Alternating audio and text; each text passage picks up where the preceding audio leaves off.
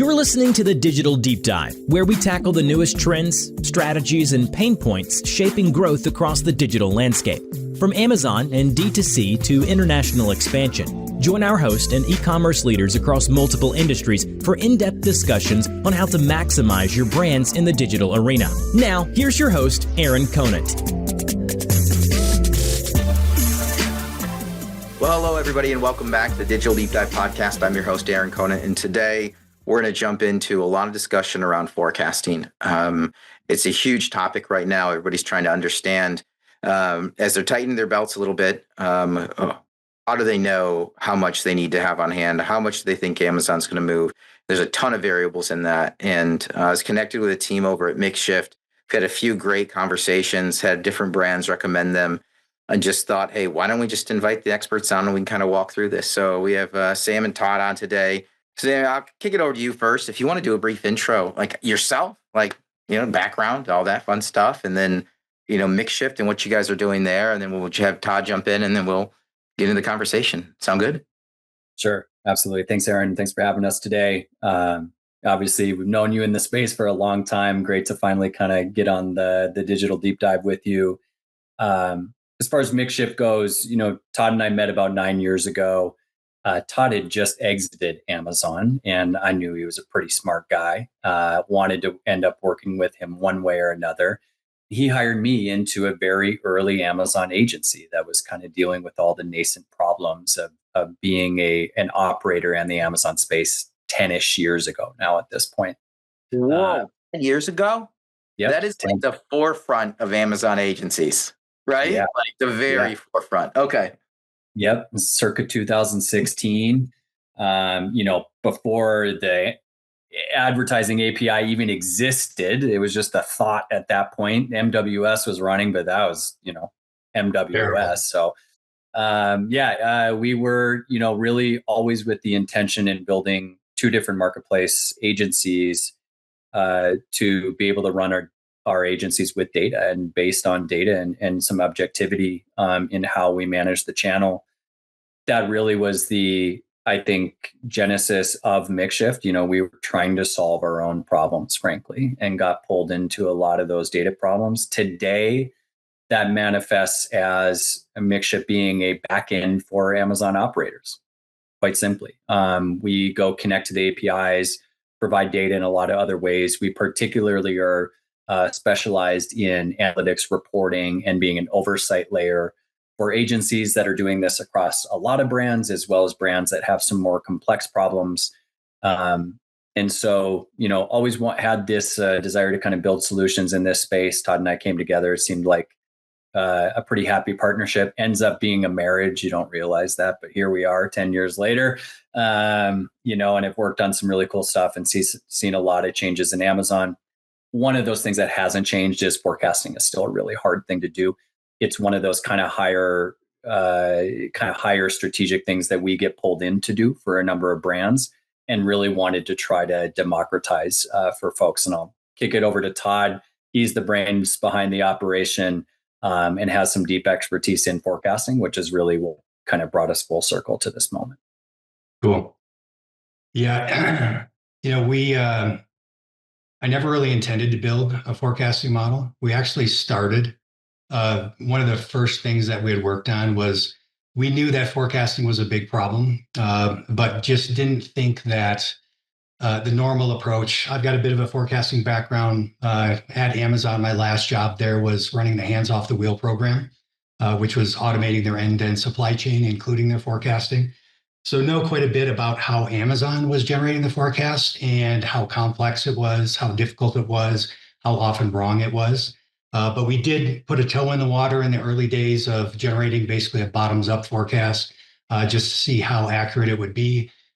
Couldn't really control for issues like buy box. You don't have the long history with the ASINs. So doing that bottoms-up or SKU level forecast just didn't seem like a good investment for us. So we've shelved that years ago. And then I basically got pulled back into this accidentally to come at it for a different approach, to build essentially starting with a revenue forecasting model and a units forecasting model, not going from the bottoms up, but going from the tops down. So you start with, let's just jump into it. So brands, this is huge, right? And it is one of the thing I was trying to solve for forever, things that, traditional, especially in the CPG space, but pretty much everybody was trying to solve for back in the day. And the teams internally are just, procurement in particular, they're just frustrated, right? Like, Mhm. why can't we get, and we're trying to explain to them, like, Amazon isn't sharing enough data. There's no real way to do this. And then we get connected and you're like, hey, I think we figured it out. So you're not starting at the bottom, you're starting at the top. So kind of walk me through what that looks like. And either it doesn't Yeah. matter, either of you guys can do it. Like, I'm just super curious. Yeah, so the bottoms up, you've got the data sufficiency problems. Every time that you're doing a forecast for a specific ASIN, in order to have, and we're not even talking about converting it into a buying plan, just trying to get a units forecast, like the mean forecast that you would see in Vendor Central, right? What's the best guess at how much we're going to sell any given week? If you are familiar with that, you've probably seen like the P90s, the P70s, P80s. Those are the confidence bands. And if you've ever looked at that, those are quite wide, right? You'll have, in some cases, a 3-to-1 ratio of P90 to mean forecast. So as you're working at that very low level, in order to have a statistical forecast, you basically have to have those wide confidence intervals in order to have it mathematically make sense. And so that's part of the reason that it's so difficult, because you got the limited data. And then if you think about brands, if they're launching a new SKU, right, it's going to go steal demand from another ASIN in your catalog, right? You're going to have a MixShift in there. You've got to be able to inform the system, which creates a lot of oversight and manual manipulation that would be put on the users. And so that's just a little bit deeper dive on why we stayed away from it. From the tops down version, what that is if you can identify the key inputs that drive your forecast, you can basically aggregate all those errors because they're canceling each other out, because it's basically your entire catalog, right? Your revenue is pretty stable, or your units are pretty stable holistically. And if you could take a statistical approach to that and find the right inputs, you can generate a much more accurate forecast with tighter distributions. How do you loop in then all the different variables that are out there, right? There's got to be just your paid media spend, all of that. Mhm. You're talking Yep. about new item launches. What is that going to look like? I don't know. I'd love to hear that side of it, because it's all dependent on how much you're spending. It's probably dependent a lot on how much your competition is spending. Are they in stock? Are they out of stock? Yep. Well, that can drive more variability lower down. But let me back up a little bit. So I said I got pulled into this. So one of the brands that I advised, they weren't looking for a forecast. They were actually they're looking to get acquired, and they were looking to improve their profitability. So the first problem, or the question they brought to me, was, "Hey, we want to improve our tacos by 2 points. How much is that going to reduce my sales?" Right? Hmm. Okay. That was what I started with, and went down the path of trying to find like the correlation between, tacos and sales, playing around with that. Ended up with basically an endogeneity problem, which means that sales was on both sides of the equation. So, of course, they're correlated, and the output is basically garbage. And so, stop that effort. And then I flipped it and said, well, could I identify the inputs? If I can't use tacos, could I use some other variables, other inputs, and try to just forecast sales? If I can do that, then I could basically goal seek to answer that question, right? If I can figure out which levers they can pull, basically spend, they could reduce their spend. And if I can correlate spend to their top line forecast, I can calculate tacos, and then through the goal seeking effort, be able to figure out what the impact is to their sales. Are they? So then you're able to jump in. So here's the perfect scenario for me. I'm doing 30 million a year. I'm spending 10% on advertising. What happens if I go to 12%? What? Mhm. Or I'll give an even better scenario. I do 30 million a year on Amazon. I go to I'm right now I'm in planning for next year for 2026. I put in my number for growth of 10% to 33 million. The executives come back always and say no, right? Yep. You're do 40, and you're like, well, no, I can do 34. Okay, back, and you're just like, hey, just give me the number you want to hit. Then I can go back. Then you can you flip the equation the other way to determine how much paid media you need to do to hit the number you're being asked to do, or whatever the investments are. Well, it's funny because after I built the revenue forecast using advertising spend or your go forward budget, I had that same idea of like, could I flip this equation and take a growth target and calculate the advertising spend required to hit it? Answer is yes. So I basically built both a forecasting model and an annual planning model. Yeah, so it's actually in the same template, Aaron. It's part and parcel. And I was kind of laughing as you were saying that, because that is exactly what it ended up, building out to. I think where it's become really interesting. Todd mentioned the tacos. Hey, what happens if we cut tacos by 2 points? What's the impact on revenue?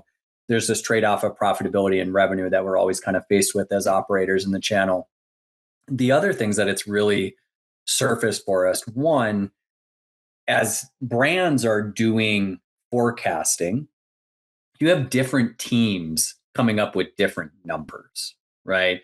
And especially if you're in an agency context and you're trying to manage to a target, that primary question of back is like, well, how much do we need to spend to be able to even support this revenue target really becomes critical, because your executives are going to give you a number and then you're going to say, well, this doesn't marry up to reality. Here's what our data is telling us. And it really has become an anchor for us in every conversation that we're having. Even on a monthly basis, as we're seeing whether or not we hit target, if we were short, if we were long, we now have a means of saying, hey, our pattern followed historical or it didn't. And if it didn't, now we have a means of saying, okay, well, let's go look at why it didn't. What is the variable here that's changing? And that's, see how many times we can say MixShift in a 30-minute convo, but this is really like where it comes back to. So to just be clear, what Todd has built is a tops-down revenue and ad spend forecasting model. We are now working on the unit level that marries up to that tops-down because of that data significance, describing all of the problems that come with the bottoms up, right? And I think we can solve a lot of those. To be clear, the forecasting model that Todd has today considers three primary factors. We think there's a lot more, and there's many other things that we want to do. And I'll let Todd talk about some of those things that we're working on right now. But ultimately, the three primary factors are ad spend, right? Ad spend is very clearly a variable that impacts your overall revenue.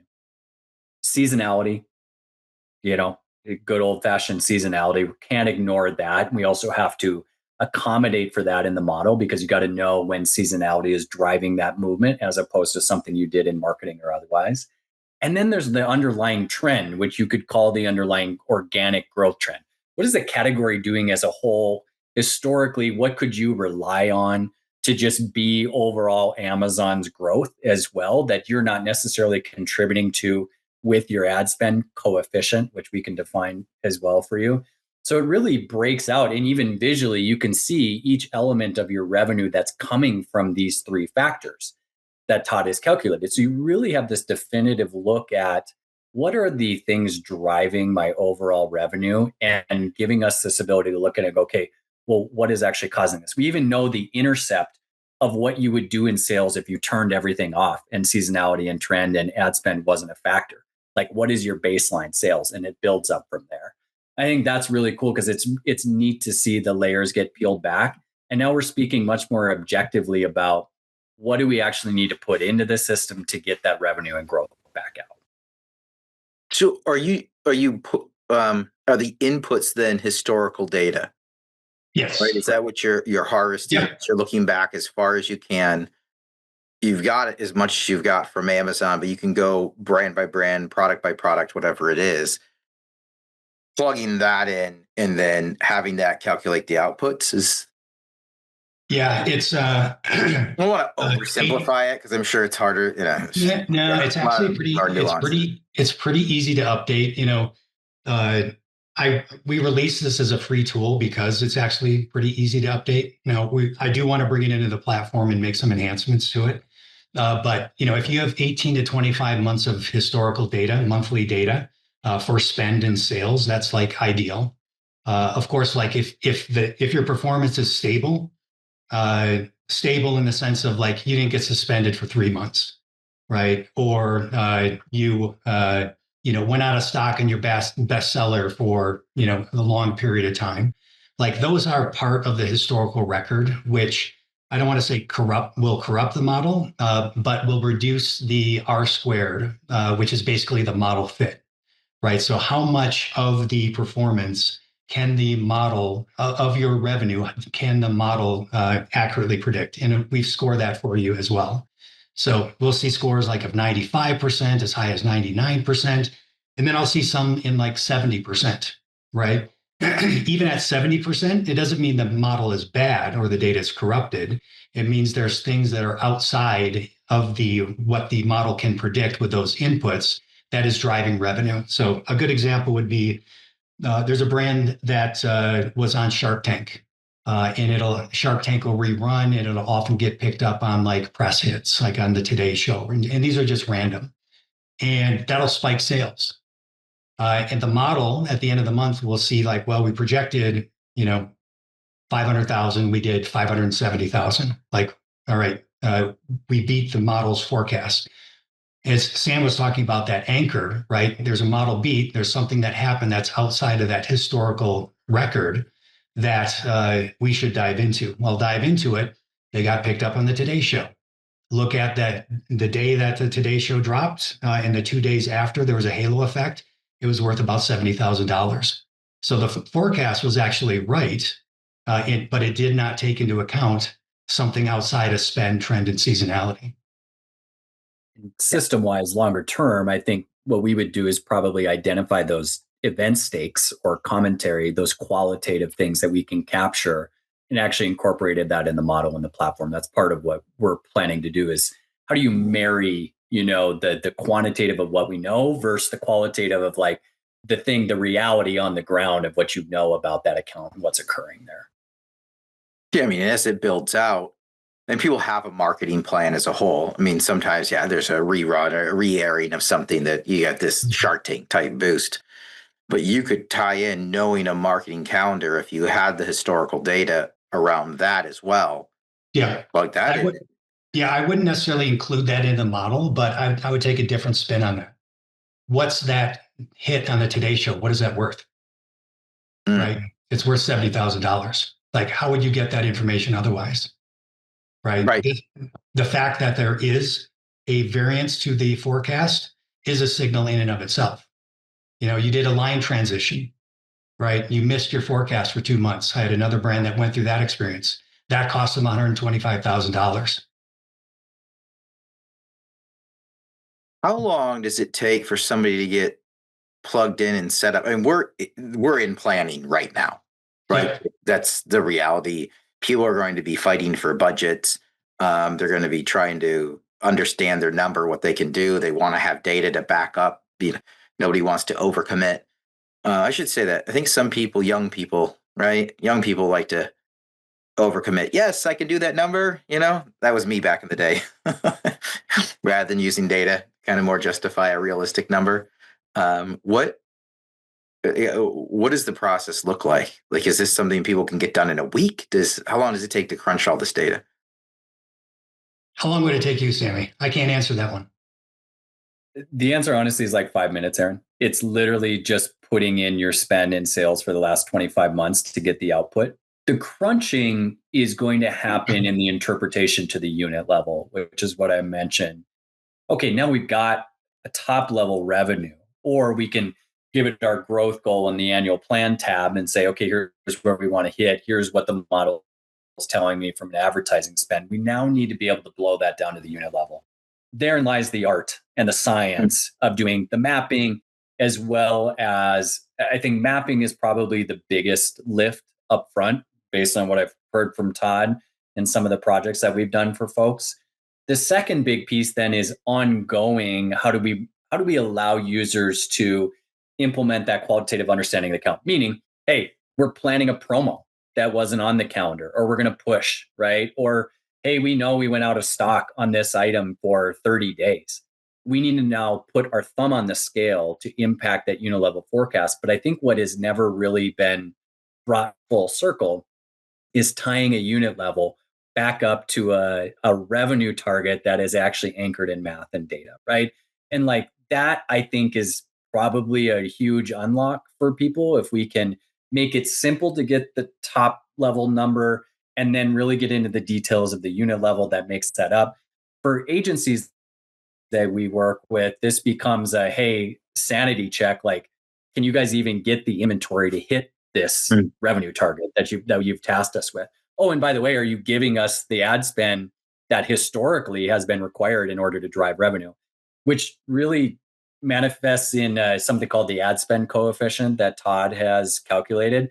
And I've asked him this question like 5 different times now, so I'll let him answer it. But I think I finally like figured it out, which is how is the ad spend coefficient different from tacos? Meaning the ad spend coefficient is going to tell you every incremental dollar of revenue that a dollar of ad spend is going to drive for you based on your historicals. The reason this is different from tacos, keep me honest, Todd, okay? You're doing great. Right? Very simply is that tacos already includes your seasonality and organic trend, meaning anything that is moving in tacos is including a seasonality effect and impact. It's also including what you would have done just naturally underneath because of the growth trend. So you can't actually isolate the impact of advertising on your revenue without separating out these pieces of seasonality and organic trend. So what the ad spend coefficient, it's literally the stripped back clean look at for every dollar on dollar, what dollar of revenue are we actually driving, which becomes now all of a sudden kind of gospel as you're talking about this internally, because we're not guessing of like, well, was that just because we were riding the tailwind of seasonality or otherwise? Still stuck on the fact that you could kick me out a potential revenue number and how much I'd need to have for spend within 5 minutes.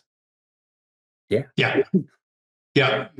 The revenue forecast, if you look at the top, I was just stuck on it. Like it's something you never had back in the day. It's unbelievable.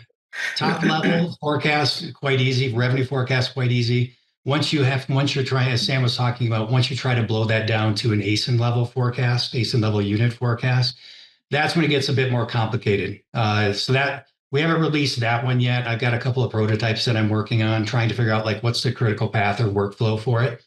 Have run a couple of brands through a beta forecasting project, which has actually improved their processes quite a bit. Still a heavy lift. I know we'll release it at some point. Might start with just the tops down version, just to give you a unit forecast, similar to the revenue forecast. That would be pretty simple. Figuring out the workflow and doing that in Excel is probably a bridge too far for most folks. So we'll probably have to plan that for the software. Yeah. One of the questions that I asked Todd recently was, I've got a brand that I'm working with that has a lot of repeat customers. So everything I'm doing in my advertising strategy is to go get good customers that are going to contribute lifetime value over time, right?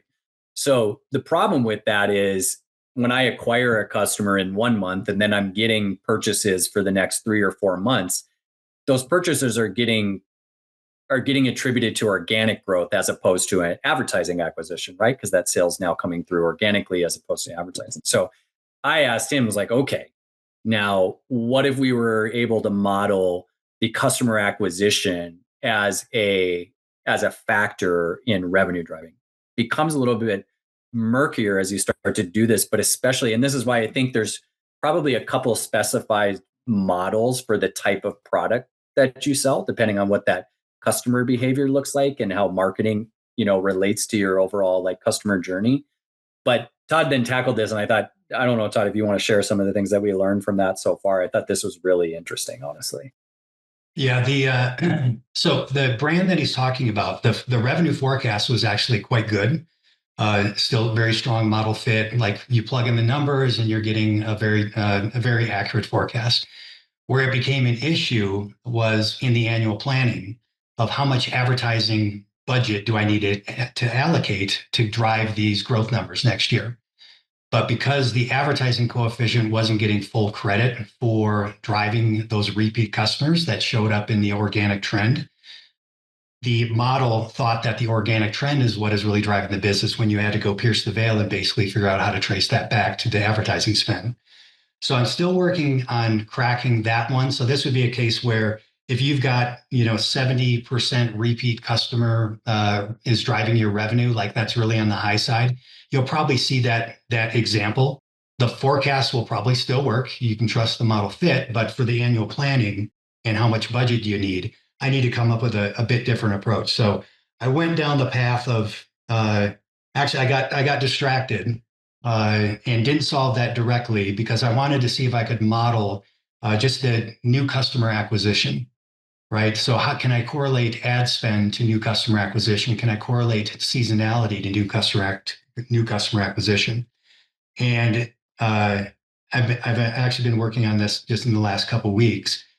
And for this same brand, I went and took multiple different cuts of I want to understand is it for raw new customer count? How is that driven by seasonality? How is that driven by ad spend? How is that driven by ad spend for new customer acquisition? So like an efficiency metric. By the way, the reason we can do this, Aaron, is because we transform the orders data. We actually track like first purchases, repeat, new, we restate it. So the reason we can do this is because we have a transformed orders data set that identifies down to the buyer email. So just to be clear for folks, like this isn't easy to get at in your own data. Like you really actually have to kind of have some logic built on top of the customer data. But sidebar, I just want to make that up. Yeah, good clarification. People are going to wonder, where can I get the new customer? Yeah, where the heck do I get that from? Yeah, exactly. So I actually had to say, Sammy, cut it this way, give it to me by month. And so basically built out variations on this model to get this, really some interesting insights on this. For this brand specifically, which Sam's very familiar with, they have this theory that their new customer acquisition has slowed, basically because they're continue to grow and they're starting to saturate the market, but they had no way to prove it. But through some of the modeling that I did, I actually could see with statistical significance and margin of error that yes, it is. You're losing you are not losing, but your new customer acquisition is slowing by I think it was 176 customers every month over month, right? So this is like a data point that he's never had before. That now I'm trying to bring it all together because it's not really a forecast anymore. This is more like a deeper insight into the dynamics of your customer acquisition strategy. I think it has legs, but I'm not quite sure how I'm going to package it just yet. Except lots of use cases. Yeah. Yeah. So what, we're getting right to the end here. How do people follow up with you? Is it just MixShift.io? Is it hitting you up on LinkedIn? Like, what's the best way to follow up? I want to make sure that people get the opportunity to connect, because I think everybody should just shoot you a note, get signed up for the program. Like, I guess you guys can discuss how much all the cost is and everything, but it's an incredible tool, So what's the best way to get a hold of you? Both and yep. Website's great if you want to hit our contact form. Otherwise, hit us on LinkedIn. We're active there. Just hello@mixshift.io works for all of us too. We'll maybe share in the show notes, Aaron, the direct link to the forecasting shift, so you can get that for yourself, download it. For anybody that gets it, if you need some help interpreting, hit us up. We'll follow up in email. We're happy to walk you through it. We are really in that stage of just trying to discover the use cases here and understand how you would integrate this into your normal kind of forecasting and reporting process.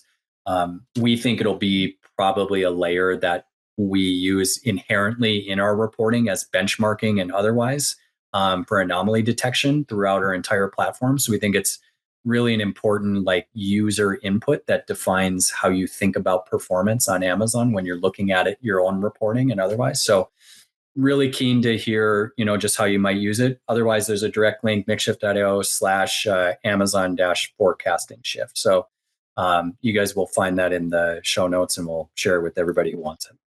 Yeah. Well, yeah. I'll just say we only hit on a couple of the use cases here. It's been pretty, I don't want to say surprising, but it's been exciting to see some of the different ways it's being put to use across brands. Like that ad coefficient, like I've never seen that before. But that is, looking at a brand that's selling in multiple marketplaces, it'll give you a sense of the relative saturation, right? In the US, you're going to get a $3 return. In Italy, you're going to get a $7 return, right? Where should you allocate your excess budget? Like those types of insights are coming through out of this model. Yeah. This is unbelievable. It's unbelievable. It's awesome. Well, Sam, Todd, thanks so much for your time today. Thanks for being great supporters of the network. But with that, we're going to wrap up this episode of the Digital Deep Dive. Thanks, everybody, for listening in. Thanks, team. Thanks, Aaron. Appreciate you.